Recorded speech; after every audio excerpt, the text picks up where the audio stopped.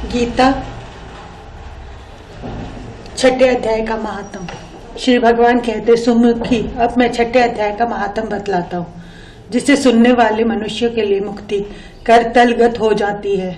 गोदावरी नदी के तट पर प्रतिष्ठानपुर पैठन नामक एक विशाल नगर है, जहां मैं पिपलेश के नाम से विख्यात होकर रहता हूँ। उस नगर में जानश्रुति नामक एक राजा रहते थे, जो भूमंडल की प्रजा को अत्यंत प्रिय थे। उनका प्रताप मार्तंड मंडल के प्रचंड तेज के समान जान पड़ता था। प्रतिदिन होने वाले उनके यज्ञ के धुएं से नंदन वन के कल्प वृक्ष इस प्रकार काले पड़ गए थे, मानो राजा की असाधारण दानशीलता देखकर वे लज्जित हो गए हों। उनके यज्ञ में प्राप्त पुरोडाश के रसास्वादन में सदा आसक्त होने के कारण देवता लोग कभी प्रतिष्ठानपुर को छोड़कर बाहर नहीं जाते थे। उनके दान के समय छोड़े हुए जल की धारा, प्रताप रूपी तेज और यज्ञ के धूमों से पुष्ट होकर मेघ ठीक समय पर वर्षा करते थे। उस समय उस राजा के शासन काल में इतियों खेती में होने वाले 6 प्रकार के उपद्रवों के लिए कहीं थोड़ा भी स्थान नहीं मिलता था और अच्छी नीतियों का सर्वत्र प्रसार होता था। वे बावली कुएं और पोखरे खुदवाने के बहाने मानो प्रतिदिन पृथ्वी के भीतर की निधियों का अवलोकन करते थे। एक समय राजा के दान, तप, यज्ञ और प्रजा पालन से संतुष्ट होकर स्वर्ग के देवता उन्हें वर देने के लिए आए।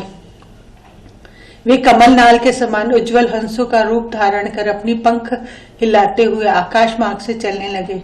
बड़ी उतावली के साथ उड़ते हुए वे सभी हंस परस्पर बातचीत भी करते जाते थे।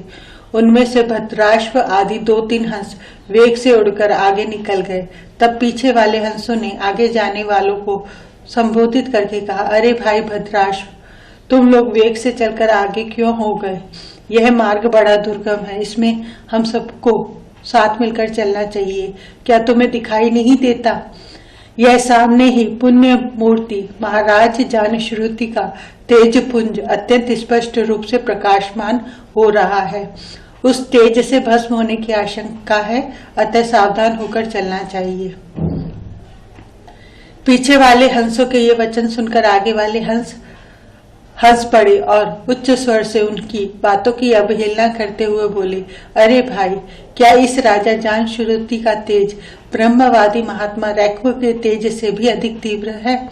हंसों की ये बातें सुनकर राजा जानश्रुति अपने ऊंचे महल की छत से उतर गए और सुखपूर्वक आसन पर विराजमान हो अपने सारथी को बुलाकर बोले, जाओ, महात्मा रैक्व को यहाँ ले आओ।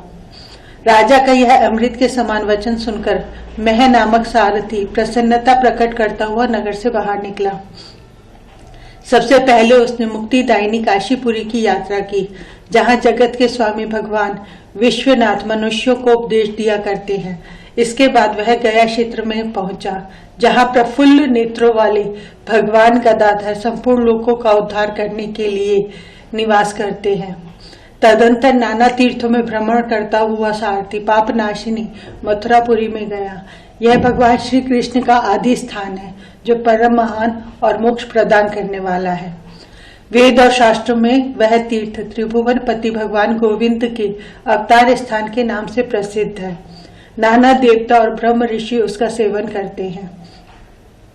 मथुरा नगर कालिंदी यमुना के किनारे शोभा पाता है। उसकी आकृति अर्धचंद्र के समान प्रतीत होती है। वह सब तीर्थों के निवास से परिपूर्ण है। परम आनंद प्रदान करने के कारण सुंदर प्रतीत होता है। गोवर्धन पर्वत होने से मथुरा मंडल की शोभा और भी बढ़ गई है। वह पवित्र वृक्षों और लताओं से आवृत है। उसमें 12 वन है। वह परम पुण्यमय था। सबको विश्राम देने वाले श्रुतियों के सारभूत भगवान श्री कृष्ण की आधार भूमि है। तत्पश्चात मथुरा से पश्चिम और उत्तर दिशा की ओर बहुत दूर तक जाने पर सारथी को काश्मीर नामक नगर दिखाई दिया, जहां शंख के समान उज्ज्वल गगनचुंबी महलों की पंक्तियां भगवान शंकर के अट्टहास की शोभा पाती हैं। जहां ब्राह्मणों के शास्त्रीय आलाप सुनकर मूक मनुष्य भी सुंदर वाणी और पदों का उच्चारण करते हुए देवता के समान हो जाते हैं। जहाँ निरंतर होने वाले यज्ञ धूम से व्याप्त होने के कारण आकाशमंडल मेघों से धुलते रहने पर भी अपनी कालिमा नहीं छोड़ते, जहाँ उपाध्याय के पास आकर छात्र जन्मकालीन अभ्यास से ही संपूर्ण कलाएं स्वतः पढ़ लेते हैं, तथा जहाँ मणिकेश्वर नाम से प्रसिद्ध भगवान चंद्रशेखर देहधारियों को वरदान देने के लिए नित्य निवास करते हैं। कश्मीर के राजा मणिकेश्वर ने दिग्विजय में समस्त राजाओं को जीतकर भगवान शिव का पूजन किया था, तभी से उनका नाम मणिकेश्वर हो गया था। उन्हीं के मंदिर के दरवाजे पर महात्मा रैक्व एक छोटी सी गाड़ी पर बैठे अपने अंगों को खुजलाते हुए वृक्ष की छाया का सेवन कर रहे थे। इसी अवस्था में सारथी ने उन्हें देखा। राजा के बताए हुए भिन्न भिन्न चिन्हों से उसने शीघ्र ही रैक्व को पहचान लिया और उनके चरणों में प्रणाम करके कहा, ब्राह्मण, आप किस स्थान पर रहते हैं? आपका पूरा नाम क्या है? आप तो सदा स्वच्छंद विचरने वाले हैं, फिर यहाँ किस लिए ठहरे हैं? इस समय आपका क्या करने का विचार है? सारथी के ये वचन सुन के परमानंद में निमग्न महात्मा रैक्व ने कुछ सोचकर उससे कहा, यद्यपि हम पूर्ण काम हैं, हमें किसी वस्तु की आवश्यकता नहीं है, तथापि कोई भी हमारी मनोवृत्ति के अनुसार परिचर्या कर सकता है। रैक्व के हार्दिक अभिप्राय का आदर पूर्वक ग्रहण करके सारथी धीरे से राजा के पास चल दिया। वहां पहुंचकर राजा को प्रणाम करके उसने हाथ जोड़कर सारा समाचार निवेदन किया। उस समय स्वामी के दर्शन से उसके मन में बड़ी प्रसन्नता थी। सारथी के वचन सुनकर राजा के नेत्र आश्चर्य से चकित हो उठे।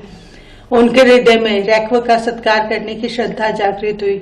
उन्होंने 2 खच्चरियों से जुती हुई गाड़ी लेकर यात्रा की, साथ ही मोती के हार, अच्छे अच्छे वस्त्र और 1 सहस्त्र गौएं भी ले ली।